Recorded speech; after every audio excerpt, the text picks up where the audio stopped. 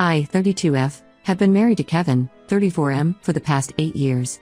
We had a happy marriage and 2 beautiful kids together, Ryan, 6M, and Mia, 4F. This whole drama started when my brother Sam, 29M, announced that he was getting married to his girlfriend of 2 years, Rachel, 27F.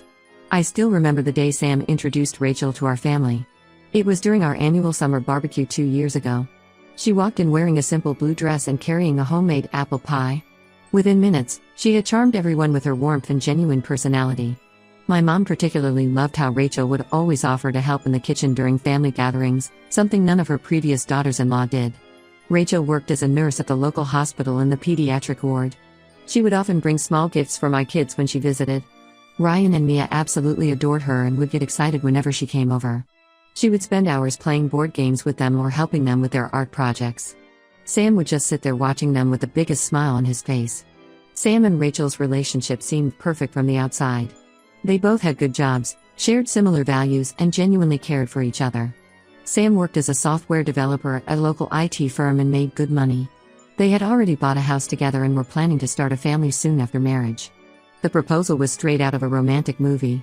Sam had taken Rachel to the same restaurant where they had their first date. He had arranged for the chef to hide the ring in her dessert. Rachel was so excited that she forgot to eat the dessert and almost swallowed the ring.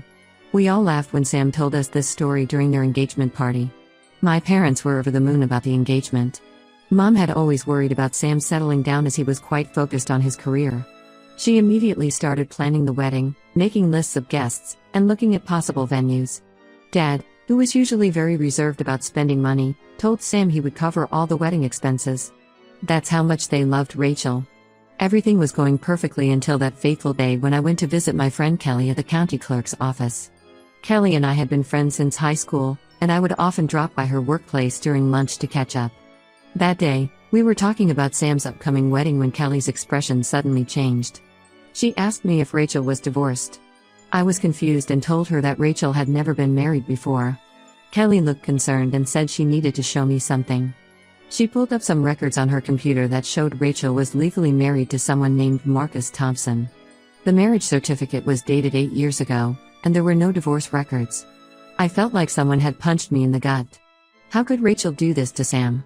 Why would she agree to marry him when she was already married to someone else? My mind was racing with questions. Kelly advised me to talk to Rachel before doing anything else. I couldn't sleep that night. Kevin noticed something was wrong, but I couldn't bring myself to tell him yet. I needed to talk to Rachel first. The next day, I asked Rachel to meet me for coffee, making sure Sam wouldn't know about our meeting. When I showed Rachel the marriage records, she turned pale. Her hands started shaking and she couldn't even hold her coffee cup properly. After a few minutes of silence, she started crying and told me everything. She met Marcus when she was 19 and working as a waitress to pay for nursing school. He was charming and swept her off her feet. After dating for just 3 months, they got married at the courthouse. Her parents were against the marriage, but she was young and in love. The marriage lasted only 6 months. Rachel discovered that Marcus was cheating on her with multiple women. When she confronted him, he packed his bags and disappeared. She tried to find him to serve him divorce papers, but he had vanished completely. He had apparently given her a fake social security number, and his family claimed they didn't know where he was. Rachel was devastated but eventually picked herself up and focused on finishing nursing school. As years passed, she convinced herself that since Marcus had disappeared and they were separated, it didn't matter that they were still legally married. When she met Sam, she fell truly in love for the first time since Marcus. She couldn't bring herself to tell him about her past marriage, fearing she would lose him. She begged me not to tell Sam, tears streaming down her face. She said she had hired a private investigator to find Marcus and was planning to get divorced before marrying Sam. She just needed more time. I felt terrible for her, but I knew this wasn't right. She was planning to commit bigamy, which was not only morally wrong but also illegal. I gave her 2 weeks to tell Sam herself. She promised she would, but kept making excuses. Meanwhile, the wedding preparations were in full swing. My parents had already paid deposits for the venue and the caterers. Mom was busy finalizing the guest list and Dad was looking into hiring the band Rachel wanted. 2 weeks passed and Rachel still hadn't told Sam anything. I couldn't let this go on any longer. I knew I would feel guilty for the rest of my life if I let Sam marry someone who was already married. So I told him everything. Sam didn't believe me at first. He thought I was joking or maybe confused. But when I showed him the marriage records Kelly had given me, his face fell. He confronted Rachel that same night. She tried to minimize the whole thing, saying it was just a stupid mistake from her past and that Marcus meant nothing to her. But Sam was more hurt by her lying than her being married. He said he couldn't trust someone who could keep such a huge secret from him for 2 years. He called off the wedding immediately.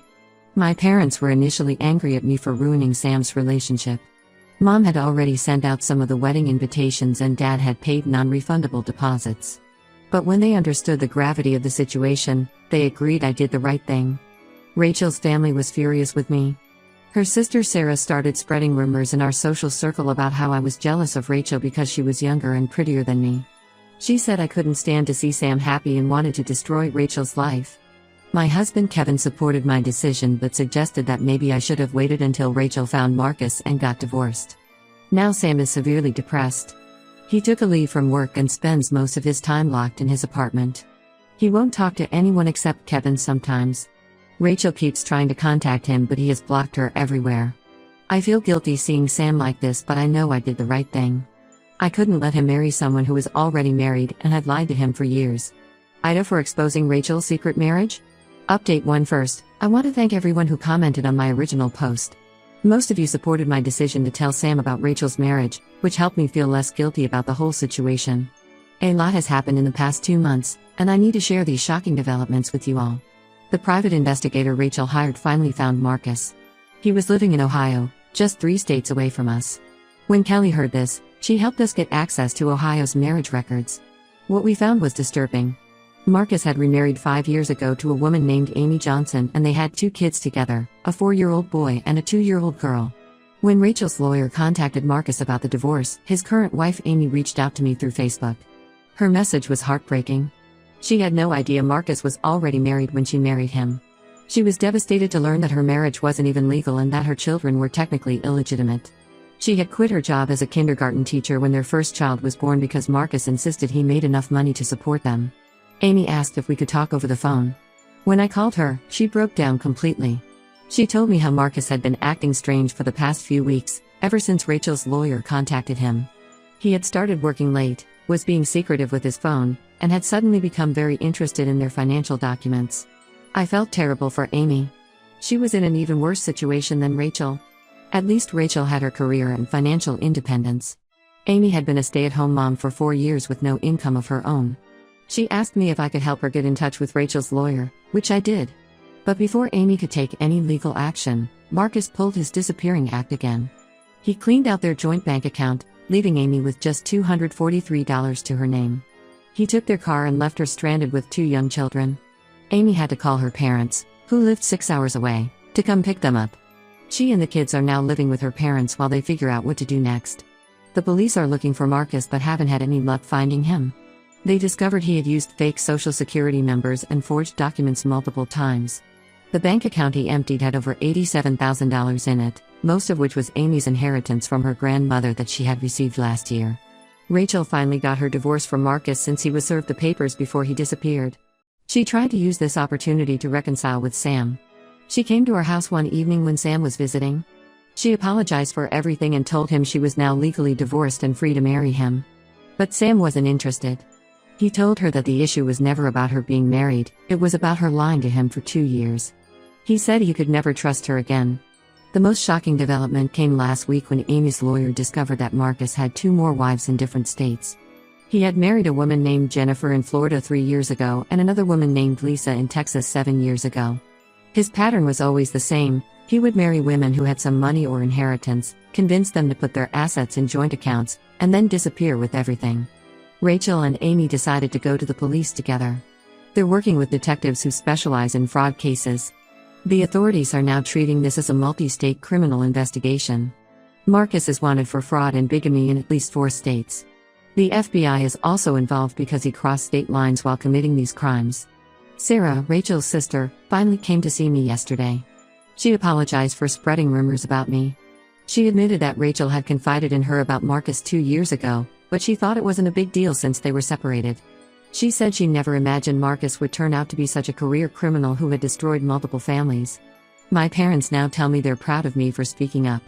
Mom says if Rachel had married Sam, Marcus might have shown up years later to cause problems or try to extort money from them. Dad has been helping Amy find a good lawyer to fight for her children's rights.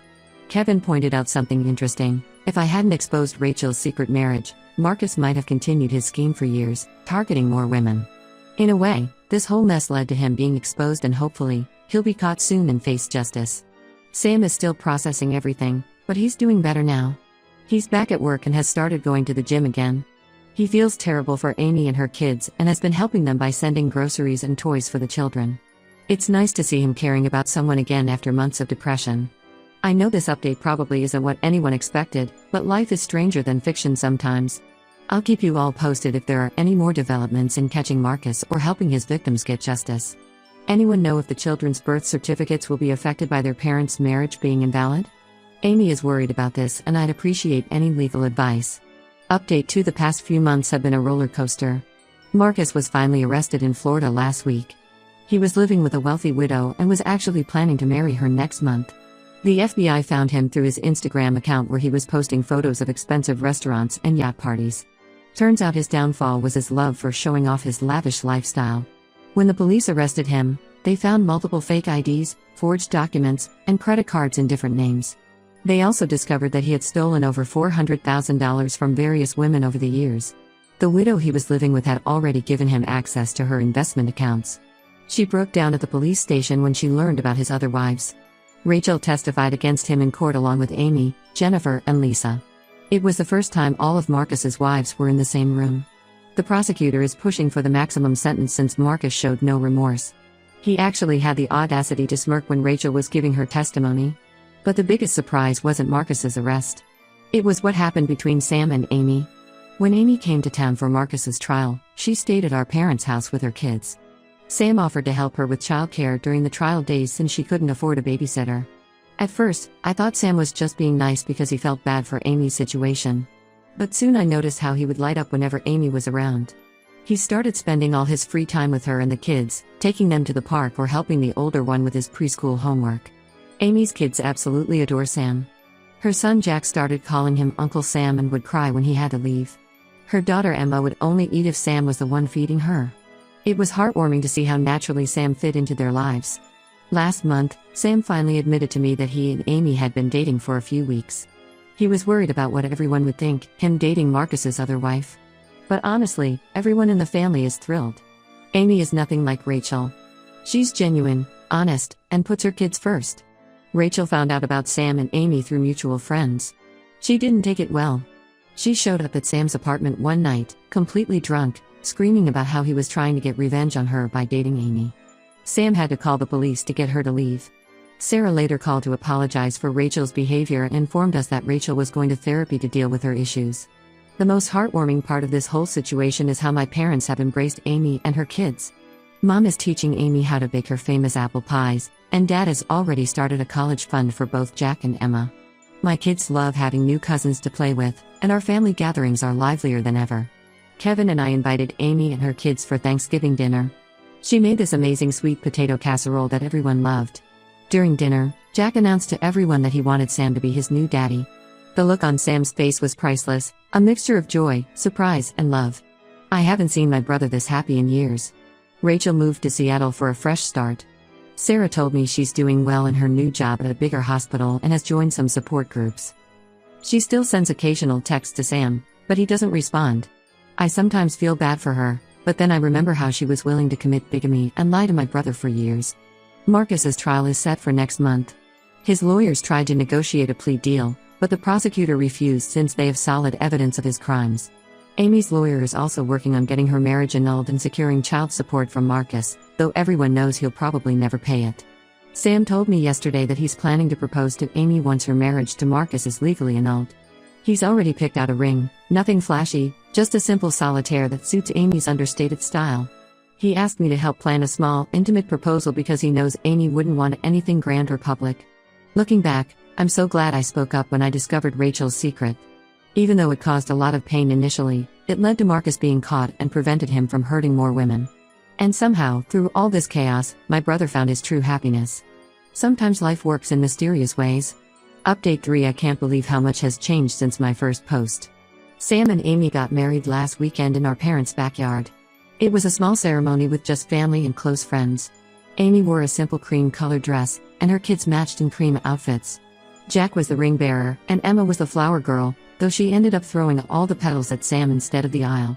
The most touching moment was during the vows when Sam included special promises to Jack and Emma. He promised to always be there for them, to love them as his own, and to never leave them like their biological father did.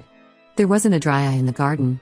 Even my dad, who never cries, was wiping tears away. They're now in the process of legally changing the kids' last names to Sam's. Amy's lawyer said it should be straightforward since Marcus lost all parental rights after his conviction. Speaking of Marcus, he was sentenced to 5 years in prison and ordered to pay restitution to all the women he defrauded. The judge was particularly harsh because Marcus showed no remorse and actually tried to flirt with a female prosecutor during the trial. Rachel attended the sentencing but left quickly after. According to Sarah, she's engaged to a doctor she met at her new hospital in Seattle. They've been dating for 4 months and are planning a small courthouse wedding next spring. Sarah says Rachel had to show her new fiancé all her legal documents to prove she was actually divorced this time. I guess she learned her lesson. Amy has started working part-time at the local elementary school now that the kids are a bit older. Sam adjusted his work schedule so he can pick up the kids when Amy has afternoon shifts. It's amazing to see how seamlessly they've blended their lives together. My kids love having Jack and Emma around more often, and our family dinners have become quite lively affairs. The most surprising development was that Amy's parents decided to move closer to us. They bought a house just 20 minutes away. They said they couldn't bear to be far from their grandkids, but I think they also want to be close to Sam, who they've come to love like a son. They're actually the ones who helped Sam and Amy put a down payment on their new house. My relationship with Sarah has become cordial. We see each other at mutual friends gatherings but don't talk much beyond basic pleasantries. She did pull me aside at a recent party to thank me for exposing the truth, saying it probably saved Rachel from bigger legal troubles down the line. Rachel and I have no contact now, which is probably for the best. She sent me a long email last month apologizing for everything and explaining how therapy has helped her understand why she made those choices. I appreciated the apology but didn't respond.